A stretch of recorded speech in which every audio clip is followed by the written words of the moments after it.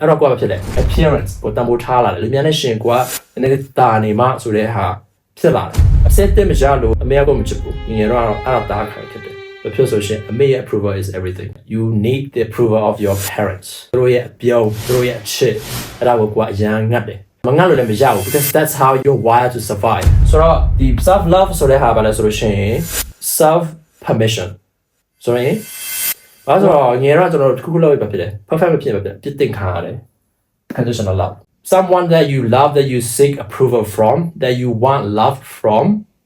withdrew their love based on the condition that you're not perfect that you didn't do certain things right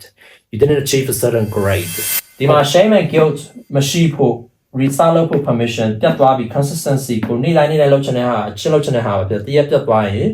ကိုယ့်အကိုပြန်လုပ်ခွင့်ပေးဖို့လိုတာပါဖြစ်လေ comes from self love ပြတ်သွားလည်းဘာမှဖြစ်ဘူးငါကြီး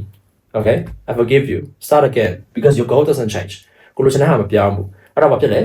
စက်ကြိုးစားဘာဖြစ်လို့ဆိုရင်ကျွန်တော်လိုချင်တဲ့ confidence ကလည်းဘာဖြစ်လဲ consistency မရှိရင် confidence ကဖြစ်ဖို့မလွယ်ဘူးအဲ့တော့ကျွန်တော်တို့ဒီမှာပြဿနာရှိနေနံပါတ်1အချက်ကိုမဖြေရှင်းဘူးဆိုရင်ကျွန်တော်ကောက်ရိုးမီးနဲ့တက်လိုက်ချလိုက်တော့မှဟန်မလုပ်ဖြစ်ဘူးပြီးပြန်စားတယ်တော်စိတ်ဒုက္ခရောက်တဲ့ဟာပါလဲဆိုလို့ရှိရင်ဒီမှာ dysfunctional symptoms တွေရှိတယ်အဲ့ဒါဘယ်လိုသိနိုင်လဲဆိုလို့ရှိရင်ဆိုတော့ကိုယ့်ကိုအပြစ်မတင်နဲ့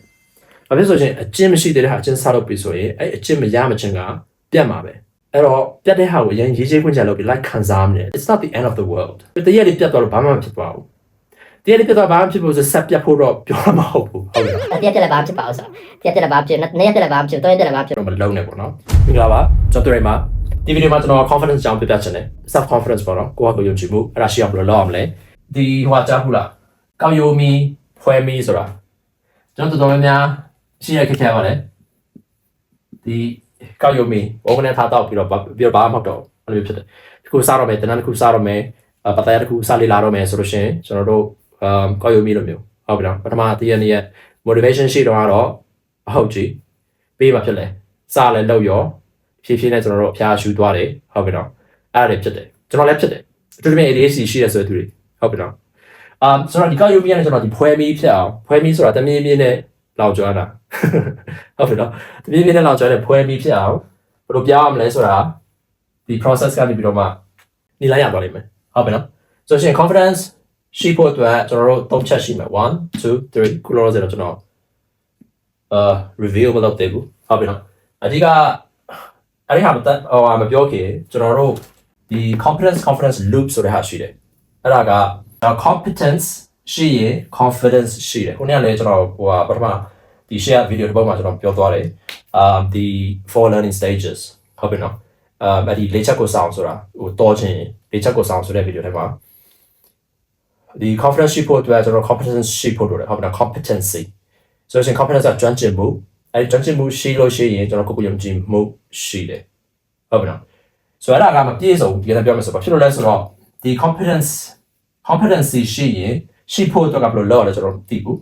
ဟုတ်ပြီနော်ပြီးရှင်ကျွန်တော်တို့ယုံကြည်တဲ့ competency ရှိဖို့အတွက်ကျွန်တော်လိုအပ်တဲ့အဲ့ဒီ consistency ဆိုတဲ့ခုရှိတယ်ဟုတ်ပြီနော်ဟုတ်ပြီနော်ဒီ consistency ဆိုတဲ့ဟာတစ်ခုရှိတယ် confidence ရဖို့အတွက် confidence ရှိဖို့အတွက်ကျွန်တော်၃ချက်လိုတယ်ဒီကိုယ်ကိုယုံကြည်မှုရှိဖို့အတွက်အဲ့ဒါကျွန်တော်ချက်ချင်းစီပြောသွားမယ်အခုတော့ဆက်တော့ခဏပြန်ဖောင်းထားမယ်ဆိုတော့ consistency ရှိဖို့လိုတဲ့ဟာဒီမှာမပါနေဘူးဟုတ်ပြီနော်အဲ့တော့ဒါအလွယ်ပြောလို့ရှိရင်တော့ competence ရှိ competence ရှိ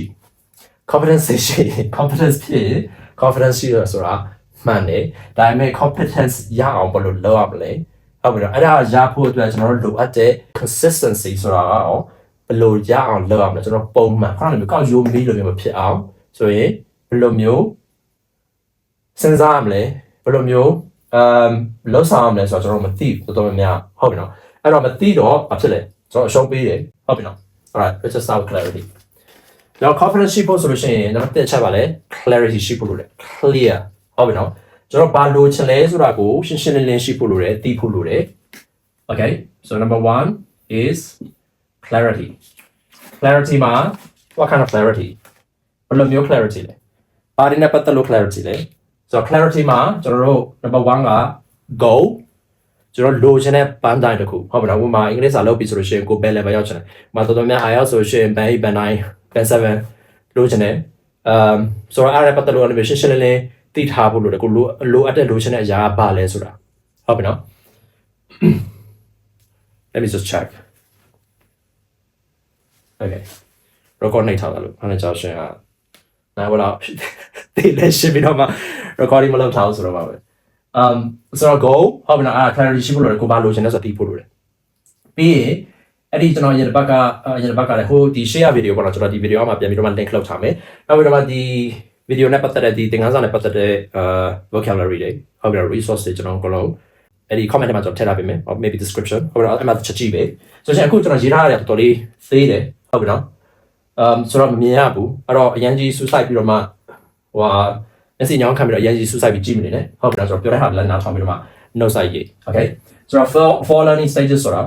ဟုတ်ပြီနော်အဲ့ဒီ conscious နဲ့ unconscious and then you have the axis of incompetence and competence အဲ့လေးခု quadrant ပေါ်လာတဲ့ချိန်မှာကျွန်တော်တို့ဘာဖြစ်လဲ unconscious incompetence ဟုတ်ပြီနော် level quadrant 1 to 4ဒီပုံလေးနဲ့ဟုတ်နော်1 2 3 4 okay so that got conscious unconscious incompetent competence ဟုတ်ပြီနော်ကျွမ်းကျင်မှုရှိတယ်သိတယ်မသိဘူးကျွမ်းကျင်မှုမရှိဘူး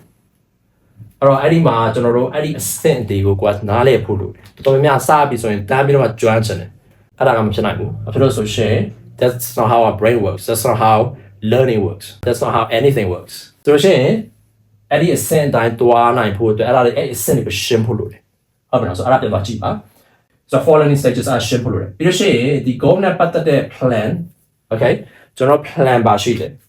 ဆိုတော့ကျွန်တော်စီမံကိန်းဆွဲရမယ် project တွေထားရမယ်ဟုတ်ပြီနော်ဥပမာအင်္ဂလိပ်စာကျွမ်းကျင်ချင်တယ်ဆိုတော့ four skills ရှိmaybe 5 because we include the critical thinking ဟုတ်ပြီနော်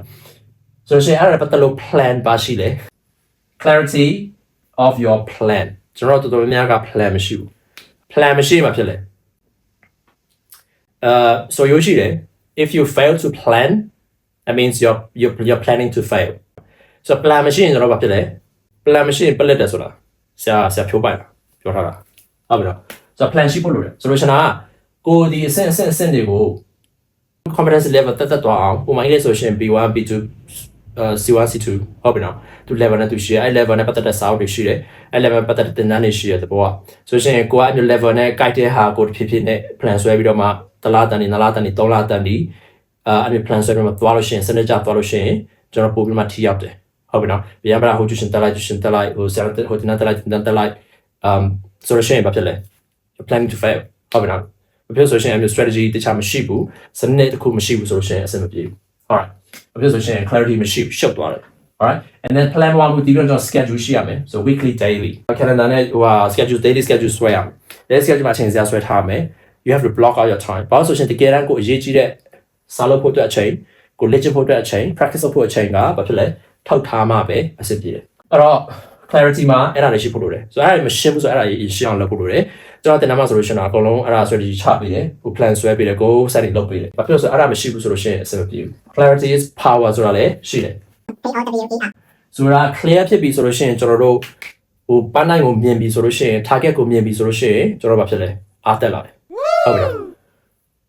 အဲ့တော့ဘာဖြစ်လဲ power ရှိတယ် so clarity is power also vision is power ဟုတ်ပြီနော် vision gives you inspiration ဆိုတော့ vision ရှိဖို့လိုတယ်ကိုလိုချင်တဲ့ဟာကို vision ထားဖို့လိုတယ်အဲ့ vision က clear ဖြစ်ဖို့လိုတယ်ဟုတ်ပြီနော်နောက်တစ်ခုရှိသေးတာက you can't hit a target that you can't see ဆိုတာရှိတယ် I can't remember who said it you can't hit a target that you can't see ဆိုတာကိုမမြင်ရတဲ့ပြစ်မှတ်ကိုထိအောင်ပြစ်ဖို့ဆိုတာမလွယ်ဘူးမဖြစ်နိုင်ဘူးဆိုတော့ကိုပြစ်မှတ် clear ဖြစ်ဖို့လိုတယ်အဲ့ပြစ်မှတ်ကိုရောက်အောင်ကိုလောမယ့်ဟာတွေကိုစတဲ့တခြား plan ဆွဲထားဖို့ပြီး schedule ဆွဲထားဖို့လိုတယ်ဟုတ်ပြီနော်ဆိုတော့အဲ့ဒါကနံပါတ်1နံပါတ်2က consistency ကဘာလဲဆိုတော့ consistent ဖြစ်တယ်ဆိုတာကျွန်တော်တို့မပြတ်တမ်းစက်တိုင်း perfect streak ဟုတ်ပြီနော်တရားမှမပြတ်ရဘူးဟိုစဖတ်ဖို့ plan လောက်ထားပြီးတော့အဲ့ plan ကိုလုံးဝအထိခံလို့မရဘူးဆိုတော့ inflexible ကျွန်တော် mindset ရှိတယ်အဲ့ဒါဘယ်ကလာလဲဆိုလို့ရှိရင် perfectionism ဟုတ်ပြီနော် perfectionism ကဘာလဲဆိုတော့အဲ့ဒါကတကယ်ဒုက္ခရောက်တယ်အဲ့ဒါကျွန်တော်မှလည်းရှိခဲ့တယ်အခုလည်းရှိတယ်ဒါပေမဲ့အများကြီးတော့တိုးတက်လာပြီဘာဖြစ်ဆိုစူးစမ်းပြီးပြင်နေတော့ perfectionism ကဘယ်ကလာလဲဆိုလို့ရှိရင် symptoms alright အဲ့ဒါမတော်ခင်ကျွန်တော်ဒီမှာတစ်ခုပြောချင်တာကကျွန်တော်ကောက်ရိုးမီးနဲ့အဲ့လိုတက်လိုက်ချလိုက်ပြီးကိုဟိုအပြည့်ရှိလို့ဖြစ်ပြီးတော့မှ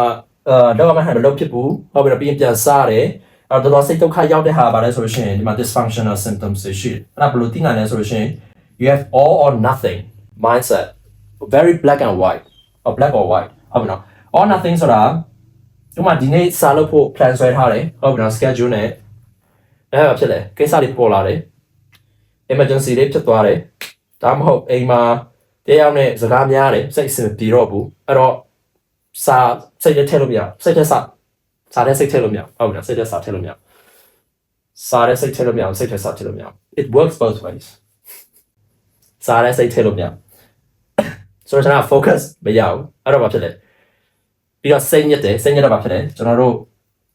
ဒီနေ့တော့မထူတော့ပါဘူးကွာဒီနေ့တော့သိရမလားဟိုဟာလေးကြည့်လိုက်မယ် Facebook လေးပို့လိုက်မယ်မနေ့ကမှစမယ်ဆိုတာဖြစ်သွားတယ်ဟုတ်ပြီနော်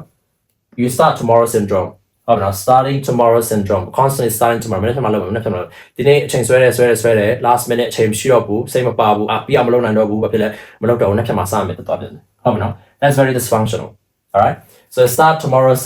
syndrome ယောဂနာမည်လို့ပြောလို့ဖြစ်သွားပြီဟုတ်ပြီနော်မနေ့ကမှစမယ်ဆိုတာမျိုးဘာဖြစ်လဲဒီနေ့က is never perfect ဟုတ်ပြီနော် is never enough time today for you to study to start အဲ့တော့ဘာဖြစ်လဲဖြစ်တော့မစဟုတ်ပြီနော် so စဖြစ်လောက်ချင်တယ်လို့မစဖြစ်ဘူးဆိုရင်ကျွန်တော်တို့မစဖြစ်တော့ဘူးအဲ့တော့ဘာဖြစ်လဲမစဖြစ်တော့မရဘူးဟုတ်ပြီနော် and then the second one is perfectionism burnout အဲ့ဒါဘာဖြစ်လဲဆိုတော့ဒီ all nothing အဲ့ဒါရှိတယ်ဆိုလို့ရှိရင်ကျွန်တော် perfectionism burnout ဆိုတာကိုစလုပ်ပြီးဆိုတော့လုံးဝအပြည့်အစုံအကုန်လုံးပါအောင်လုပ်တယ်ဟုတ်ပြီနော်ဥပမာဒီနေ့ listening speaking listening reading writing speaking အဲ့လေးခုလုံးကျင့်မယ်ဆိုလို့ရှိရင်ဘာဖြစ်လဲအချိန်စရာဆွဲထားတယ်အချိန်ရှိတယ်ဆိုလို့ရှိရင်အဲ့တော့ကျွန်တော်လုပ်တာတွေကအားများခါကျတော့လောဘကြီးတယ်လောဘကြီးတော့ဘာဖြစ်လဲ burn out ဖြစ်တယ်ဘာဖြစ်လို့ဆိုရှင်လူမှာတရက်မှာကျွန်တော် focus လုပ်နေတဲ့ဟိုဟာရှိတယ်ကျွန်တော်စိတ်ကိုအနာပေးရတဲ့အချိန်ရှိတယ်ပြီးလို့ရှိရင်ကျွန်တော် state management လုပ်ရတယ်ဟုတ်ပြီနော်nourishment ကျွန်တော်စားဖို့လိုတာစားရတယ်အုံနောက်ကိုစားဟိုဟာ energy ပြန်ရဖို့အတွက် nutrition တခြားလုပ်ရတယ် exercise လုပ်ရတယ်လမ်းထွက်အပြင်ရှောက်ရတယ်လမ်းထွက်အပြင်ရှောက်တယ်အပြင်ထွက်လမ်းရှောက်ရတယ် I don't know what's ဒီနေ့ဘာဖြစ်နေလဲ okay ပြောချင်စောနဲ့ရောနေတယ် okay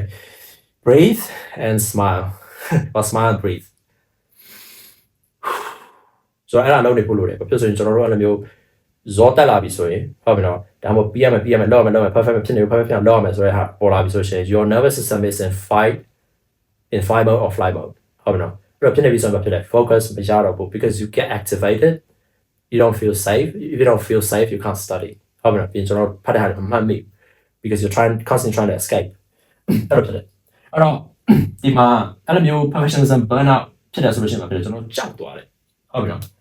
ကြောက်သွားပြီးတော့ကျွန်တော်ရှောင်ကျင်လာတယ်ဘာဖြစ်လို့ဆိုတော့စာတော့တာမပြောတော့စာလောက်တာကဘာဖြစ်လို့ဆိုတော့အားများတော့လူက burnout ဖြစ်တယ်အာရုံမဆိုင်နိုင်ဘူးအဲ့ဒါကိုလည်းမရဘူးအကုန်လုံး perfect ဖြစ်အောင်နေ့တိုင်းအဲ့ဒီ style အတိုင်းသွားရမယ်ဆိုတဲ့ဟာဖြစ်လာပြီဆိုလို့ရှိရင်လုပ်နေတာတအားများလို့ရှိရင်အဆင်မပြေဘူးအဲ့တော့ဒီရောက်တဲ့ plan တစ်ခုဆွဲတက်ဖို့လိုတယ် curriculum တစ်ခုကိုရှာတက်ဖို့လိုတယ်မသိလို့ရှိရင်မေးဖို့ကူတောင်းဖို့လိုတယ်ဟုတ်ပြီနော် and then ဖြစ်လဲ guilt and shame အဲ့လိုမျိုးလုပ်နေရင်းနဲ့ပြတ်သွားပြီဒါမှမဟုတ်စားရမယ့်ဟာမစားဖြစ်တော့အချိန်ဆွဲတာများလာပြီဆိုရင်ဟုတ်ပြီနော်ဘာဖြစ်လဲ you have guilt and shame guilt and shame ဘာလဲဆိုတော့ guilt ကကျွန်တော် guilty ဖြစ်တယ်ပြစ်ရှိတယ်လို့ခံစားရတယ်ဟုတ်ပြီနော်ဘာဖြစ်လဲကိုယ့်ကိုပြောပြီးလုပ်မယ်ပြောပြီးဂတိပေးထားပြီးတော့ဂတိဖြတ်တယ်အဲ့တော့ဘာဖြစ်လဲမကောင်းဖြစ်သွားတယ် shame ကကြတော့ကိုယ့်အကိုရှက်လာတယ်ဟုတ်ပြီနော်အဲ့တော့ငါကဂတိမတည်တဲ့သူတယောက်ဖြစ်လာပြီဆိုငါခုချွတ်ရွေးနေတယ်ဆိုတဲ့ဟိုအမျိုးအဲ့ဒါဘယ်အစလဲဆိုတော့ဒီ perfectionism ရဲ့ symptoms တွေပေါ့နော်ဟုတ်ပြီနော် so perfectionism is one of the symptoms its cause is guilt and shame အဲ့ဒါရဲ့ cause ကပါလေ cause alright ဒီဟာရဲ့ cause ကconditional love ဆိုတော့ငယ်ငယ်ကလေးကကျွန်တော်တို့ကအဲ့ဒီ performance base ဟုတ်ပြီနော်ဒါပြီးအောင်မလုပ်ရင်ဒါမရခြင်းဒီများနဲ့နိုင်ရှင်ခံရတာပဲဖြစ်ဖြစ်အဲ့လိုမျိုးဟိုမိဘတွေကိုyour primary caregiver ပေါ့နော်မိဘဆိုအဖေမေမမဟုတ်ဘူးကိုဘွားထဲမှာကိုit could be ဆရာမကိုလေးစားတဲ့သူတယောက်ကိုအဲ့ဒီ emotionally dependent ဖြစ်တဲ့မိခွာတဲ့သူတယောက်ကအဲ့လိုမျိုးပြောခဲ့တာပဲဖြစ်ဖြစ်လုံးမိတာပဲဖြစ်ဖြစ်ဟုတ်ပြီနော် conditional love ဆိုတာနင်ဒါပြီးမှငါကနေကိုအချစ်တွေနေလို့ချင်တဲ့အချစ်ကိုပေးမယ်လုံခြုံမှုပေးမယ်ဆိုတာမျိုးဟုတ်ပြီနော်ဆိုတော့ conditional love ဆိုတာအားကြောင့်ကိုယ့်ကိုချစ်ဖို့လိုရဲဆိုတာဟုတ်ပြီနော်အဲ့တော့ဒီ conditional love ကပဲသူရဲ့ဟိုဟာ symptom ပါလဲဆိုတော့လက္ခဏာတွေက performance ဆိုတာက perfect ဖြစ်မှာကျွန်တော် video လုပ်ပြီးဆိုလည်းလုပ်ပဲအဲ့ဒါလည်းပြောတာမှားသွားတာပဲဖြစ်ဖြစ်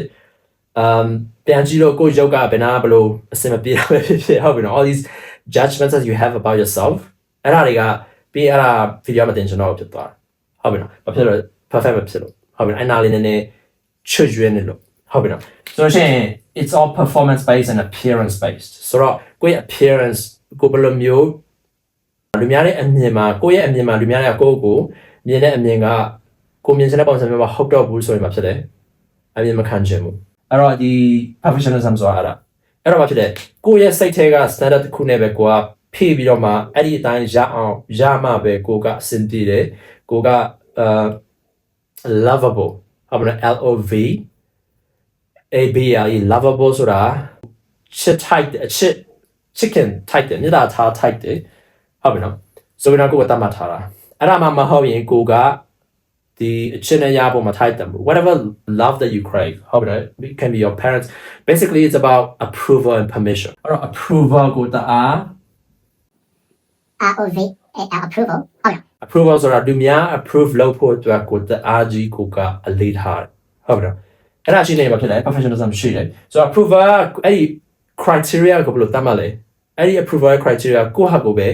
သတ်မှတ်ထားတယ်ဆိုတော့ professionalism ရှိတယ်ဆိုလို့ရှိရင် it's like you think you have high standard ဒါ Tony Robbins ပြောထားတယ်ဒီ professionalism ရှိတဲ့သူကကိုယ့်အကူတော့ဒီမှာအကောင်းဆုံးလို့ချင်တယ်အကောင်းဆုံးဖြစ်အောင်လုပ်မယ်ဆိုတော့ standard အမြင့်ရှိတယ်လို့ထင်တယ်ဟုတ်ပြီနော်ဒါပေမဲ့ in reality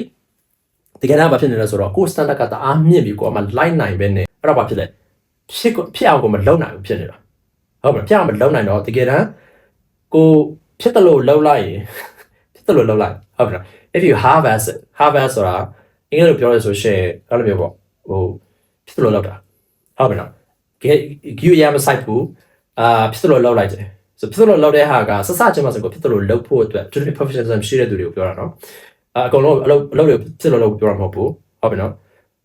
အဲ့လိုမျိုးစဖို့ခက်နေတယ်ကို perfect ဖြစ်ဖို့အတွက်စူးစမ်းနေတဲ့ဟာဆိုလို့ရှိရင်ကိုဟာကို permission ပေးဖို့က you have to give us a permission to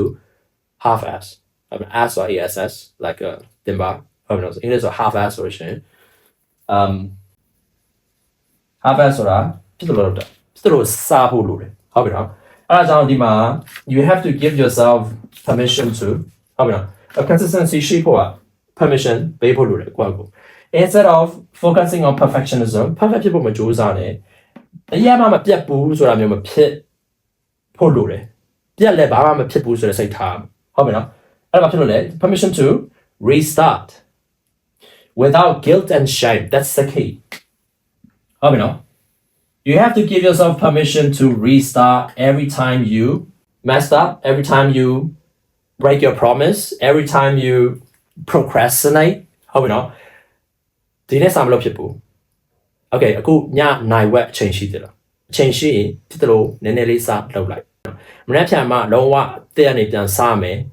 အားပြင်းနဲ့စမယ်ဆိုတာမျိုးမလုပ်နဲ့ဟုတ်ပြီနော်Restart without guilt and shame. So piensa and then don't blame yourself. Don't judge yourself for the mistakes, the shortcomings that you have, the mistakes that you make. How you know? Go look at the mistakes that you made. Go look at the mistakes. So that you madara be pit. Go you masai me lo change your dara be pit. How you know? Alarm look at me lo a long dara be pit. So that the ball. And I'm so in go the piensa people that choose up.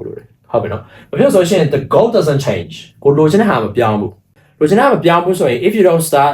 perfect ဖြစ်မှစမယ်ဆိုလို့ရှိရင်ကိုမစဖြစ်တော့ဘူးဆိုရင်အဲ့ goal ကမဖြစ်လာတော့ဘူးဟုတ်ပြီနော်ကိုဟိုချထားတဲ့ပန်းတိုင်ဟိုလိုချင်တယ်ဆိုတဲ့ဟာမဖြစ်လာတော့ဘူးဆိုလို့ရှိရင်အဲ့တော့ you have to allow yourself to be messy ဟုတ်ပြီနော် messy ဖြစ်ဖို့ like my notes ဒါက perfect ဖြစ်ဖို့ဒါကျွန်တော်ချိန်ရှိရဆိုရင်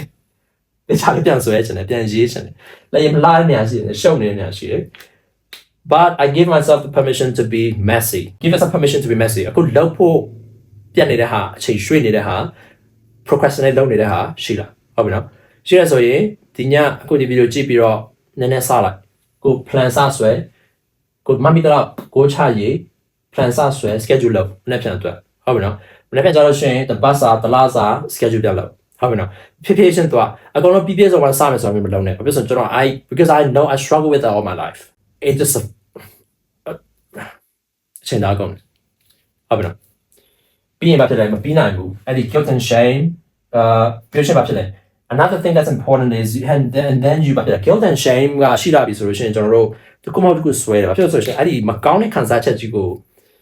distract လုပ်ဖို့ကျွန်တော်တို့တစ်ခုမဟုတ်တစ်ခုဟိုမှာ Facebook တောင်းပြီးတော့မှ doom scroll လုပ်တာပဲဖြစ်ဖြစ်တစ်ခုမဟုတ်တစ်ခုနဲ့အဲ့ဒီခန်းစားချက်မကောင်းတဲ့ခန်းစားချက်ကိုအစားထိုးပြီးတော့မှခန်းစားချက်နဲ့ကောင်းလာအောင်ကျွန်တော်တို့ဒီ instant gratification တစ်ခုနဲ့ဘာပဲ instant gratification ဆိုတာမျိုးချက်ချင်းဟိုမှာတစ်ခုစားလိုက်စားကောင်းတဲ့ရတစ်ခုကိုစားနေကြသူကစားနေis that you are addicted to food because you're using food to change your state, your emotional state. ဟုတ်ပြီနော်အဲ့မကောင်းတဲ့ခံစားချက်ကြီးကိုဖုံးဖို့အတွက်ကြိုးစားရင်းနဲ့ခုမှတစ်ခုစားပြီးတော့မှစားလိုက်ရပါဖြစ်တယ်ခဏနေလို့ကောင်းသွားတယ်ဘာဖြစ်လို့ဆိုခံစားချက်ပြောင်းသွားတယ်ဒါပဲဖြစ်တယ်အဲ့ဒါရရှိမခံဘူးပိုဆိုးလာဟုတ်ပြီနော်ဒါမှမဟုတ်မျိုး could be game ဆော်တာပဲဖြစ် porn ကြည့်တာပဲဖြစ်ဟုတ်ပြီနော်အဲ့ဒီအထူးသဖြင့် porn က it's dangerous because it rewires your brain ဟုတ်ပြီနော်ဆိုရှင်or masturbation တခုမှတခုအဲ့လိုကိုယ့်ရဲ့ဒီခံစားချက်ကိုအဲ့လိုခဏတာကြသွားအောင်နေလို့ကောင်းသွားအောင်ပြောင်းတဲ့အနေနဲ့လောက်ရတော့လည်းအမျိုးဆွဲသွားတယ်ဟုတ်လားဘာလို့ကျွန်တော်ဆွဲပူလဲ pornography ဆွဲပူတယ် say ဆွဲပူတယ်အရက်ဆွဲပူတယ်အဲ့လိုမျိုးပေါ့ဟိုအရက်တော့ရဲဆိုးဝါးရမဟုတ်ဘူးဒါပေမဲ့အဲ့လိုမျိုးပဲကိုမကောင်းတဲ့ခံစားချက်ကြီးကိုနေတော့ထင်တာရှိသွားအောင်ဟုတ်ပြီနော်ခဏ2 နာရီ 3 နာရီတော့နေလို့ကောင်းသွားတယ်ပြီးမှဖြစ်တယ်it compounds ဟုတ်ပြီနော် short term feeling ကခဏပဲပြီးရင်ပါလေ compounds the guilt and shame ပို့ပြီးဆိုးလာဘာဖြစ်လို့ဆိုရှင်အဲ့ဒီဆွဲတဲ့အရာတွေအကုန်လုံးကဟုတ်ပြီနော်ဟိုကျန်းမာရေးဆိုကောင်းတဲ့ဟာတော့ဥမာ gym အခုကကျွန်တော် gym ဆွဲတယ်ဟုတ်ပြီနော်ဆွဲဆိုတာအဲ့ဒါ it's ကောင်းတဲ့အရာအဲ့ဒါလည်းတအားဆွဲရောက်သွားရင်မကောင်းတဲ့အရာဖြစ်သွားတယ်ဟုတ်ပြီနော် yeah so it compounds the guilt and shame ဆိုလို့ရှိရင်ပို့ပြီးဆိုးလာတယ်အဲ့တော့အဲ့လိုမျိုးဖြစ်အောင်ဆိုလို့ရှိရင် you have to give yourself permission to be messy. You're not going to be perfect. You're a human being. Okay? So give yourself the permission to be human. လူသားဆန်ဖို့လို့ဆိုတာလူသားဆိုတော့ဖြစ်တယ်မေ့မယ်မှားမယ်ဟုတ်ပြီနော်ဒါပေမဲ့မှားတဲ့ဟာယူအကျင့်မဖြစ်စင်နဲ့မေ့တဲ့ဟာယူအကျင့်မဖြစ်စင်နဲ့မှားတဲ့ဆိုတာနဲ့ကိုယ်ပြန်ပြင်ဖို့ကြိုးစားမေ့တဲ့ဆိုတာနဲ့ကိုယ်ပြန်တတိယအောင်မမေ့အောင်ကို system ထုတ်ကြိုးစားလို့ရတယ်ဟုတ်ပြီနော်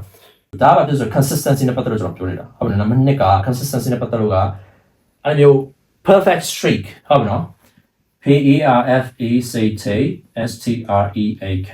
perfect streak ဆိုတာဟုတ်ပြီနော်အဲ့လိုမျိုးလုံးဝ calendar ရက်30ရက်30တရားမှမပြတ်ဘူးဆိုတဲ့ဟာမျိုးအဲ့ဒါကစူးစမ်းလို့ရတယ်ဒါပေမဲ့အဓိကအရေးကြီးတာပဲကိုအဲ့အကျင့်မရှိသေးဘူးအကျင့်မရသေးဘူးဆိုရင်ပြတ်သွားရင်ပြန်စားဖို့အတွက်ကိုခွင့်ပေးဟုတ်ပြီနော်without guilt and shame ဆိုတော့ကိုယ့်အပြစ်မတင်နဲ့ဘာဖြစ်ဆိုရင်အကျင့်မရှိတဲ့ဟာအကျင့်ဆောက်လုပ်ပြီးဆိုရင်အဲ့အကျင့်မရမချင်းကပြတ်မှာပဲအဲ့တော့ပြတ်တဲ့ဟာကိုရန်ရေးချေးခွင့်ချလုပ်ပြီးလိုက်ခံစားမယ် it's not the end of the world ဟုတ်ပြီနော်ဒီတရက်လေးပြတ်သွားတော့ဘာမှမဖြစ်သွားဘူးတရက်လေးပြတ်သွားဘာမှဖြစ်ဖို့ဆိုဆက်ပြတ်ဖို့တော့ပြောရမှာမဟုတ်ဘူးဟုတ်ပြီနော်ဘာမှဖြစ်ပါဘူးဆိုပြီးတော့ဆက်ပြောကိုတို့ပြောတာတရက်ပြတ်လည်းဘာမှဖြစ်ပါဘူးဆိုတော့တရက်ပြတ်လည်းဘာမှဖြစ်နှစ်ရက်ပြတ်လည်းဘာမှဖြစ်သုံးရက်ပြတ်လည်းဘာမှဖြစ်တော့မလုံးနဲ့ပေါ့နော်တရက်ပြတ်လည်းဘာမှဖြစ်ဘူးဆိုတာကိုပြန်စားဖို့အတွက်ကိုအားပေးဖို့လိုတယ်ခွင့်ပြုဖို့လိုတယ်ဟုတ်ပြီနော် permission all right the third one so confidence ရှိဖို့အတွက် clarity ကကျွန်တော်ပြောပြီးပြီအခုအချင်းနဲ့ပြန်ချုပ်မယ်ပြီးရင် consistency ရှိဖို့လိုတယ်ဟုတ်ပြီနော်ဘာဖြစ်လို့ဆိုရင်ကျွန်တော်လိုချင်တဲ့နောက်ဆုံးတစ်ချက် competence ကလည်းဒါကျွန်တော်တို့တော်တော်များများလိုချင်တဲ့ဟာပေါ့နော် competence ကလည်းဘာဖြစ်လဲ consistency မရှိရင် competence ကဖြစ်ဖို့မလွယ်ဘူးအဲ့တော့ကျွန်တော်တို့ဒီမှာပြဿနာရှိနေနံပါတ်1အချက်ကိုမဖြေရှင်းဘူးဆိုရင်နံပါတ်2အချက်မှာဖြစ်တယ်ကျွန်တော်ပြတ်သွားပြီဆိုပြီးတော့ဖြစ်တယ်ငါမရတော့ပါဘူး I can't ဖြစ်အောင်မလုပ်နိုင်ဘူးဆိုပြီးအရှော့ပေးလိုက်တယ်ဟုတ်မလားဘာလို့မြင်ရလဲဖွဲမီဆိုတာဒီမှာဒီ consistency ကိုပြောတာဆိုတာတနည်းလေးနဲ့လောင်ကျွမ်းဖို့အတွက်က oxygen မြဲပေးနေဖို့လိုတယ် and that's your permission ဟုတ်မလားအဲ့ဒီ confidence ကဘာဖြစ်လဲ self love ခုနပြောနေတဲ့ပြဿနာပါလေ approval seeking approval ဆိုတာဒီ perfectionism ရှိပြီဆိုရင် you probably gonna have people pleasing tendencies ဟုတ်မလားလူများတွေကိုကိုက please လုပ်ချင်တယ်လူများလာခေါ်ရင်ကိုမငြင်းနိုင်ဘူးအမျိုးတွေဖြစ်မယ်ဟုတ်ပြီနော်တင်ငယ်ချင်းတွေလာခေါ်ရင်ပါသွားတယ်အဲ့ဒါလည်းပြဿနာတစ်ခုဟုတ်ပြီနော်ဆိုရှင် self love means what ကိုဟာကိုရန်ရလို့ like ပြီးတော့မှဟုတ်ပြီနော်ပေါ်ဝယ်ပေးဒီဟာဝယ်ပေးလောက်တာမျိုးပြောတာမဟုတ်ဘူး self love ဆိုတာကိုဟာကို permission ပေးတာyou don't need outside approval you don't need anybody's approval to say that you are perfect that you have a certain တဲ့မလားလူများတွေချီကျူးတာမခံချင်နဲ့ချီကျူးခွန်ရဲ့ကဲရခွန်ရဲ့ဆိုစကားရှိတယ်ဒီမှာလို့ဟုတ်ပြီနော်ဆိုတော့ဒီ self love ဆိုတဲ့ဟာဘာလဲဆိုလို့ရှိရင် self permission ဆိုရင်ကိုယ့်ဟာကိုချစ်ဖို့လိုတယ်ဘာဖြစ်လို့ဆိုရင်အဲ့ဒီ perfectionism ဘယ်လာလဲကျွန်တော်တို့ငယ်ကလေးကလိုချင်တဲ့ဒီ conditional love ကျွန်တော် unconditional love လိုချင်တယ်ဟုတ်ပြီနော်ဒီမှာ shame and guilt မရှိဖို့ restart လုပ်ဖို့ permission ပြတ်သွားပြီး consistency ကိုနေ့တိုင်းလုပ်ချင်တဲ့ဟာအချစ်လုပ်ချင်တဲ့ဟာပဲဖြစ်တရက်ပြတ်သွားရင်ကိုယ့်အကိုပြန်လုပ်ခွင့်ပေးဖို့လိုတာပါဖြစ်လေ comes from self love ပြတ်သွားလည်းဘာမှဖြစ်ဘူးငါကြီး okay I forgive you start again because your goal doesn't change ကိုလိုချင်တဲ့ဟာမပြောင်းဘူးအဲ့တော့ဘာဖြစ်လဲစက်ကြိုးစားဘာလို့ငယ်တော့ကျွန်တော်တစ်ခုခုလုပ်ပြဖြစ်တယ် perfect မဖြစ်ပါဘူးပြစ်တင်ခါရတယ် conditional love ဟုတ်ပြီနော် someone that you love that you seek approval from that you want love from withdrew their love based on the condition that you're not perfect that you didn't do certain things right you didn't achieve a certain grade ဟုတ်ပြီနော်အတန်းမှာအဆင့်တစ်ခုမကြလို့တို့လိုချင်တဲ့အဆင့်မကြလို့မိဘတွေကဖြစ်ဆရာမတွေကဖြစ်ကိုအဖြစ်လေအဖြစ်ပေးတယ်လူများနိုင်ရှိမြင်နေရပါလို့ဒါတော့မရအောင်မလုပ်နိုင်ရတာလေဟုတ်ပြီနော်အဲ့တော့ကိုကဖြစ်လေအဲ့ performance base ဖြစ်လာပြီးတော့မှ appearance ကိုတမိုးထားလာတယ်လူများနဲ့ရှင်ကိုကနေတာနေမှဆိုတဲ့ဟာဖြစ်လာတယ်အပြောဆိုရှင်အဲ့ဒါ that's the fragile ego ဟုတ်ပြီနော်ကိုချစ်ကိုရှာမယ်စားကိုချစ်ဆိုတာဟိုမှာကိုကမြောက်ချတာပြောမှာဘူးကိုချစ်ဖို့ကို approve ပေးဖို့ကို approve လုပ်ဖို့ကိုဟာကိုဒီများကိုချစ်တာပါဖြစ်ဖို့ဟုတ်ပြီနော်အစစ်တက်မကြလို့အမေကိုမချစ်ဘူးငယ်တော့အဲ့ဒါတာခါဖြစ်တယ်ဘာဖြစ်ဆိုရှင်အမေရဲ့ approval is everything ဟုတ်ပြီနော်ဘုမပြောမှာဆိုအဲ့တော့အမေရဲ့အကြည့်အဲ့တော့ဘာဖြစ်လဲအစင်းနေသွားပြီဆိုတော့ဘာဖြစ်လဲအိမ်ကိုပြန်ရတော့အိမ်ကိုပြောရတော့ဖြစ်လာတယ်ဟုတ်ပြီနော်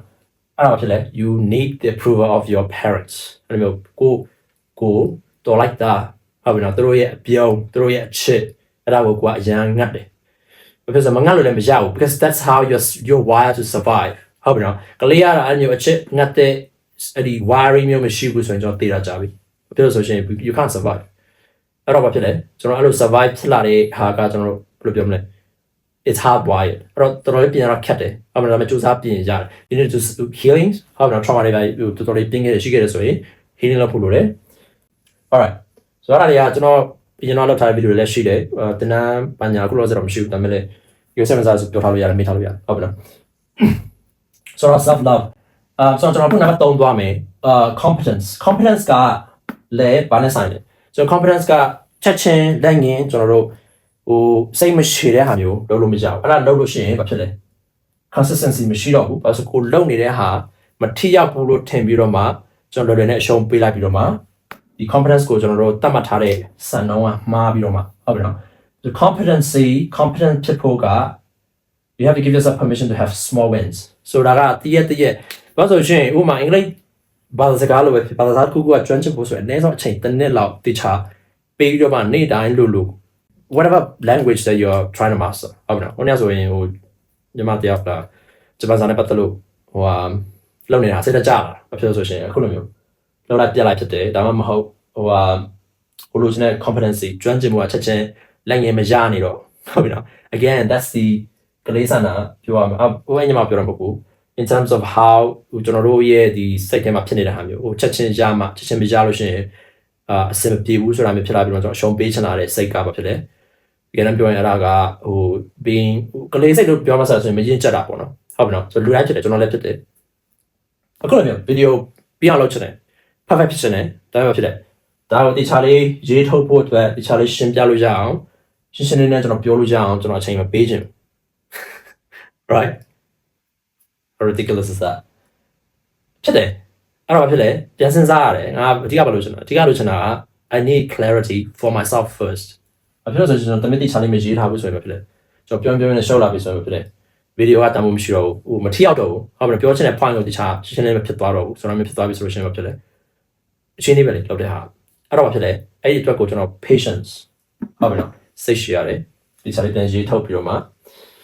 ကော်ရတန်ဟဲမပေါ်နေတော့ကျွန်တော်ဟိုဖုန်းဒီဟာဖုန်းနေဖုန်းထားတာဖြစ်လို့လေဟိုကျွန်တော်ကိုယ်တိုင်က I get distracted by အကောင်လုံးကြည့်နေတာမဲ့ဖြစ်တယ် I get distracted အဲ့တော့မျိုးမလိုတာမျိုး distraction မရှိအောင်ကျွန်တော်အရင်ဆုံးပြောရမယ့်ဟာကိုပဲကျွန်တော်ဟို reveal လုပ်ပြီးတော့ပြောသွားတယ်ဟုတ်ပြီနော် breathe and smile all right so small wins patience ရှိဖို့လိုတယ်ဟုတ်ပြီနော်ကျွန်တော်ခုနပြောနေတာကဒီ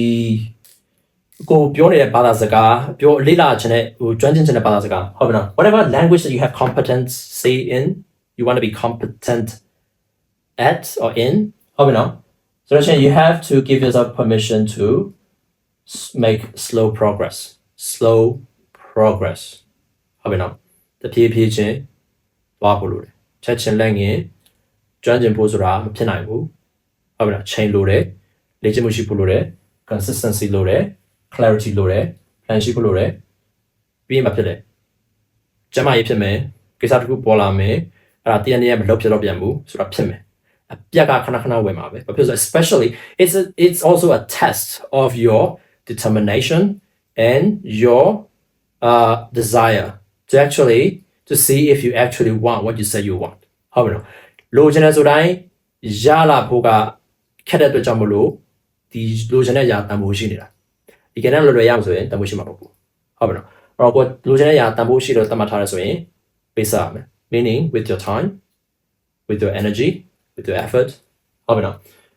slow progress လုပ်ခွင့်ပေးရမယ် small wins you need to celebrate small wins ဆိုတာဒီနေ့တနာကြီးစာလုပ်ဖြစ်တယ်တရားမှုရှိတယ်လို့ခံစားရတယ်ကိုလိုချင်တဲ့ကျွမ်းကျင်မှုချက်ချင်းမရလာဘူး but what you need to celebrate good job give yourself a pat on the back ဟုတ်ပြီနော်ဆိုရှင် slow progress and patience and persistent ဖြစ်ဖို့လိုတယ်ဟုတ်ပြီနော်ဇွဲရှိဖို့လိုတယ်ဟိုမရမချင်းဖြစ်အောင်လုပ်မယ်ဆိုတဲ့စိတ်ထားဖို့လိုတယ်ဟုတ်ပြီနော် and commitment alright ဆိုရှင်အဓိကကျွန်တော်ပြောချင်တာလားပဲနောက်ဆုံးတစ်ခုကဘာလဲဆိုတော့ state management ကကျွန်တော်နောက်နေ့အခြားဗီဒီယိုတစ်ခုနဲ့ပေါင်းပြောမယ်အကျဉ်းပြန်ချောက်ရမယ်ဆိုလို့ရှိရင် confidence ရှိဖို့အတွက် clarity number 1 number 2 is consistency number 3 is competence ဟုတ်ပြီနော်အဲသုံးခုရှိရင် confidence ရှိတယ်သုံးခုလုံးရမှာ confidence ရှိမှာလားမဟုတ်ဘူးဟုတ်ပြီနော်တစ်ခုရှိရင် confidence ကပိုရှိလာတယ်အကုန်လုံးရှိပြီသုံးခုလုံးရှိပြီဆိုရင် confidence ကပိုပြီးတော့ပြည့်လာတယ်ဟုတ်ပြီနော်အဲ့တော့ဒီကကိုယ့်ဟာကိုချစ်ဖို့လိုတယ်ကိုယ့်ဟာကို approve လုပ်ဖို့လိုတယ် okay စာနေတာမလို့ဖြစ်လို့တရက်ပြတ်သွားလို့ဆိုပြီးကိုယ့်ကို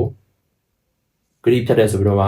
ဟိုမလုပ်နဲ့ဟုတ်ပြီနော်အဲ့ pattern ရှင်းနေတယ်ဆိုရင်အဲ့ဒါကပြင်လို့ရတယ်အကျင့်မဖြစ်နေသေးတဲ့ဟာတွေမှန်သမျှဒိုးစားနေသူတွေကအကျင့်မဖြစ်သေးသူတွေကပြန်မှာပဲဟုတ်ပြီနော်ပြဿနာပြတ်တာမဟုတ်ဘူးလူတိုင်းပြတ်တယ်ပြတ်သွားတဲ့အချိန်မှာကိုကပြန်စနိုင်ရင်သူတို့ပြင် guilt and shame မရှိဘဲနဲ့ကိုယ့်ကိုအပြစ်မတင်ဘဲနဲ့ကိုယ့်ကိုလည်းမျိုးမရှက်ပဲနဲ့ဟုတ်ပြီနော်အရှက်မရှိဘူးလို့လေရှက်မရှိဘူးလို့ဆိုတော့ငြင်းကလေးကအဲ့မျိုးဘယ်လိုပြောမလဲ emotionally charged situation တွေမှာကျွန်တော်တို့နိုင်ရှင်ခံရပြီးတော့မှအပြောခံရပြီးတော့မှအရှက်နဲ့ကျွန်တော်တို့ behavior ကိုပြောင်းဖို့အတွက်မိဘတွေကဖြစ်တရားကိုလူကြီးတွေထဲစူးစမ်းခဲ့တယ်ပေါ့နော်။အော်စူးစမ်းခဲ့တော့ကို nervous system မှာဆွဲနေတယ်။ဟုတ်ပြီနော်။ဆိုတော့ကအခုတာဝန်ယူပြီးပြင်လို့ရတယ်။ပြင်ဖို့လိုတယ်။ကျွန်တော်ယုံကြည်တော့မိဘတွေပဲဖြစ်လို့ဖြစ်သူတို့အတတ်နိုင်ဆုံးသူတို့တီးတဲ့အတိတ်ဆုံးပုံစံနဲ့အကောင်းဆုံးဖြစ်အောင်သူတို့စူးစမ်းခဲ့တယ်။အကောင်းဆုံးဆိုတာသူတို့ပေးခဲ့တယ်။ဒါပေမဲ့ဖြစ်တယ်။သူတို့အကောင်းဆုံးဆိုတဲ့ပေးခဲ့တာကကျွန်တော်တို့ graduation တန်းရရဖြစ်သွားတယ်။အဲ့တော့ it's not to blame them or blame anybody blame လုပ်နေလို့လည်းဘာမှအကျိုးမရှိဘူးအဲ့တော့ you have to take responsibility တာဝန်ယူပြီးတော့မှ okay ငါဘာလုပ်လို့ရလဲအခုဒါကိုနားလည်အောင်လုပ်ဟုတ်ပြီနော်တခါနဲ့မရဘူးဆိုရင်ပြန်ကြည့်သူပြန်နည်းနည်းတော့ရှုပ်တယ်ဟုတ်ပြီနော်ဒီဥစ္စာကိုကျွန်တော်တောင်းရပြီးတော့မှ comment မှာထည့်ပေးမယ်ပုံအနေနဲ့ပြီးလို့ရှိရင်စာသားတွေ vocabulary တွေ resource တွေကျွန်တော်နောက်ဆက်ပြီးတော့မှ comment မှာထည့်ပေးမယ်ဆိုတော့ချက်ကြည့်ပေးပါအဲ့အဆင်ပြေတယ်ဆိုရင်ကျွန်တော်ကိုအဓိကပါရသွားတယ်ဆိုတော့တစ်ချက်ကျွန်တော်ကိုပြန်ကူညီပေးပါဟုတ်ပြီနော်ကျွန်တော်လည်းအားစေးလို့တယ်ဒီလောက်ကပီတိစားတယ်လို့ဟုတ်ပြီနော်ဒါလေးတော့ဝင်သွားပါတယ်ကျေးဇူးပါဗျာကျေးဇူးပါရှင်ဆိုရင်ကျွန်တော်အရင်ပြောတယ်ဟုတ်ပြီနော်အဓိကအားရရစေချင်တယ် alright ဆိုတော့ရှင်းအားလုပ်ပေးပါပြီးလို့ရှိရင်မရှင်းတာရှိတယ်ဆိုလို့ရှိရင်မေးထားလို့ရပါတယ်ကျွန်တော်လာပြီးတော့မှဖြည့်ပေးမယ်ကြည့်လို့ရတယ်ဆိုရင်ကျွန်တော်ထပ်ဗီဒီယိုအသေးလေးပဲဖြစ်ထားပြီးတော့မှရှင်းပြဖို့အတွက်လုပ်ပေးမယ် alright so I'll see you in the next video alright thank you for your attention and time bye bye